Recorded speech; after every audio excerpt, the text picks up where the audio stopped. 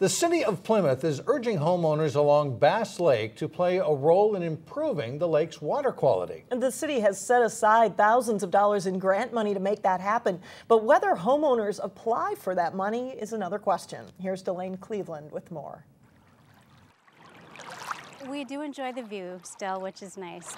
Nestled in the heart of Plymouth, That's why you live by a lake, especially in Minnesota. Bass Lake offers a small slice of nature for those wanting to enjoy the outdoors. The view is great.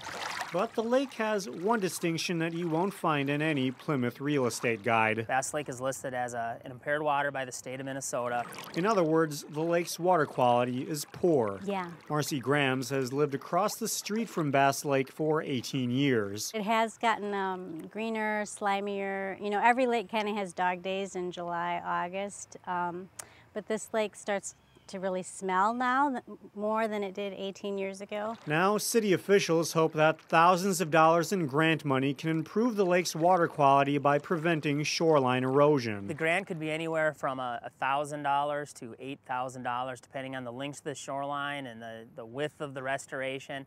A lot of it has to do with what is a homeowner looking at doing, what is the problem.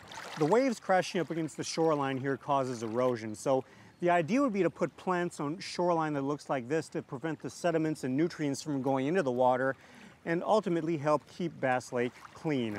Specifically, the city would plant native plants. Experts say they do a better job of holding the shoreline in place, and they're adapted to the Minnesota climate. We really look forward to the native plants, but we do work with homeowners on things like colors and bloom times and position of plants to help these restorations fit into their landscape. He says every homeowner with Bass Lake shoreline is eligible for the grant, but the program is entirely voluntary. The weeds. Grams isn't one of those eligible homeowners, but she hopes some of the people who are will get on board. Well, it'd be great if they could do something without raising the taxes.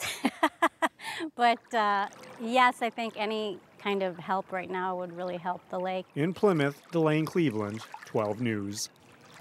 Plymouth officials say they've done about 36 shoreline restoration on other lakes within the city. Anyone on Bass Lake who's interested should contact the city. Work would begin sometime in the spring.